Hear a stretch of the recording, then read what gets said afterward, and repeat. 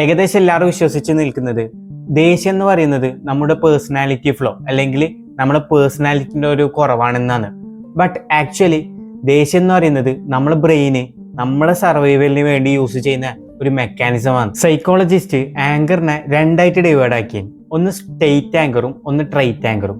ഈ state anchor എന്ന് പറയുന്നത് ഇതൊരു സ്പെസിഫിക് സിറ്റുവേഷനിൽ ടെമ്പററി ആയിട്ട് വരുന്ന ഒരു ആങ്കറാണ്. ലൈക്ക് നമ്മൾ ആരെങ്കിലും ഇൻസൾട്ട് ചെയ്യുമ്പോൾ അല്ലെങ്കിൽ ഡിസ്റെസ്പെക്റ്റ് ചെയ്യുമ്പോൾ അല്ലെങ്കിൽ നമ്മുടെ വണ്ടിക്ക് ആരെങ്കിലും തട്ടിയിട്ട് പോകുമ്പോൾ നമുക്ക് തോന്നുന്ന ഒരു ആങ്കർ ഇല്ലേ, അതാണ് സ്റ്റേറ്റ് ആങ്കർ. അത് എത്ര വല്ല സൈൻഡാന്ന് പറഞ്ഞാലും നമുക്ക് ആ ഒരു സിറ്റുവേഷനിൽ പെട്ടെന്ന് ദേഷ്യം വരും. രണ്ടാമത്തേതാണ് ട്രൈറ്റ് ആങ്കർ. ഇതൊരു പേഴ്സണാലിറ്റി ടെൻഡൻസിയാണ്. അതായത് ഈ ടൈപ്പ് ഓഫ് ആങ്കറുള്ള ആൾക്ക് എപ്പോഴും ഒരു ആങ്കറിന്റെ ബേസ് ഉണ്ടാവും. ഇവരുടെ ബ്രെയിന് എപ്പോഴും എൻവയോൺമെന്റിൽ ത്രെട്ട് ഡിക്റ്റേറ്റ് ചെയ്തുകൊണ്ടേയിരിക്കും. അതുകൊണ്ടാണ് ഇവരോട് എന്തു പറയുമ്പോഴും പെട്ടെന്ന് ദേഷ്യപ്പെടുന്നത്. ഇവർക്ക് ദേഷ്യപ്പെടാൻ പ്രത്യേകിച്ച് ഒരു കാരണമൊന്നും വേണ്ട. എന്ത് പറയുമ്പോഴും പെട്ടെന്ന് ഇവർക്ക് ദേഷ്യം വരും.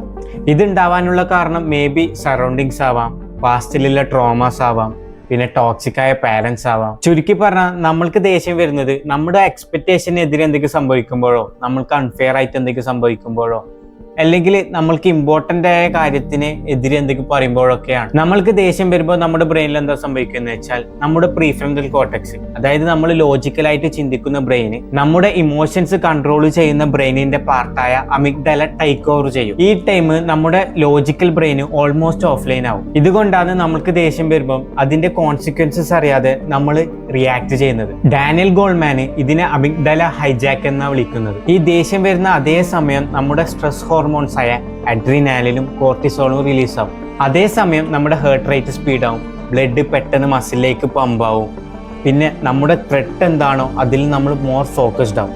ഈ ടൈം നമ്മുടെ ബോഡി ഫൈറ്റ് ഓർ ഫ്ലൈറ്റ് സിറ്റുവേഷനിലായിരിക്കും. ന്യൂറോ സയന്റിസ്റ്റ് ആയ ജിൽ ബോൾട്ട് ടൈലർ പറയുന്നത് നമ്മുടെ സ്ട്രെസ് ഹോർമോൺസ് റിലീസ് ആയതിനു ശേഷം നമ്മുടെ ബോഡി അത് നാച്ചുറലി ഡീആക്ടിവേറ്റ് ആവാൻ 90 സെക്കൻഡ്സ് എടുക്കുമെന്നാണ്. ഇഫ് നമ്മൾ ആ ദേഷ്യത്തിന്റെ തോട്ട്സ് കോൺസ്റ്റന്റ് ആയിട്ട് നമ്മുടെ മൈൻഡിൽ ഫീഡ് ചെയ്തിട്ടില്ലെങ്കിൽ. പണ്ട് നമ്മുടെ ആൻസിസ്റ്റേഴ്സ് ഈ ആങ്കറിനെ യൂസ് ചെയ്തത് അവരെ ട്രൈബിനെ പ്രൊട്ടക്ട് ചെയ്യാൻ, ഫുഡ് പ്രൊട്ടക്ട് ചെയ്യാൻ, അങ്ങനത്തെ കാര്യങ്ങൾക്കൊക്കെയാണ്. ഇപ്പൊ നമ്മൾ ആങ്കർ യൂസ് ചെയ്യുന്നത് മോഡേൺ കാര്യങ്ങൾക്കൊക്കെയാണ്. ലൈക്ക് ട്രാഫിക് വയലേറ്റ് ചെയ്ത് ആരെങ്കിലും പോകുമ്പോഴോ, ക്യൂ തെറ്റിച്ച് പോകുമ്പോഴോ.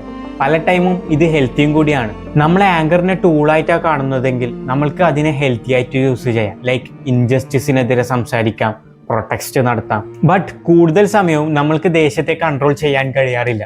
ഈ ദേഷ്യം കൺട്രോൾ ചെയ്യാൻ വേണ്ടിയിട്ട് ഞാൻ വായിച്ചിട്ടും കുറച്ച് വീഡിയോസ് ഒക്കെ കണ്ടിട്ട് പഠിച്ച കാര്യങ്ങൾ ഞാൻ പറഞ്ഞുതരാം. First one 90 second rule. നമ്മൾക്കിപ്പോൾ മനസ്സിലായി നമ്മളുടെ ദേഷ്യം നമ്മുടെ ഉള്ളിൽ ഉണ്ടാവുന്നത് 90 സെക്കൻഡ്സ് ആണ്.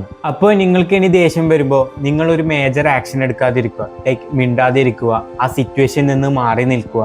ഈ 90 സെക്കൻഡ്സ് കഴിഞ്ഞാൽ നമ്മൾക്ക് ഈ ദേഷ്യം ഓട്ടോമാറ്റിക്കലി ഡിക്രീസ് ആയിക്കോളും. കുറേ സയന്റിഫിക് സ്റ്റഡീസ് ഇതിനെ സപ്പോർട്ട് ചെയ്യുന്നുണ്ട്. അടുത്തതാണ് എഫക്റ്റ് ലേബലിംഗ്. ഇതിനെ നെയിം ഇറ്റ് ടൈം ഇറ്റ് എന്ന് പറയും. നെയിം ഇറ്റ് എന്ന് പറഞ്ഞാൽ അതിനൊരു പേര് കൊടുക്കുക, ടൈം ഇറ്റ് എന്ന് പറഞ്ഞാൽ അതിനെ ഒന്ന് മെരുക്കിയെടുക്കുക.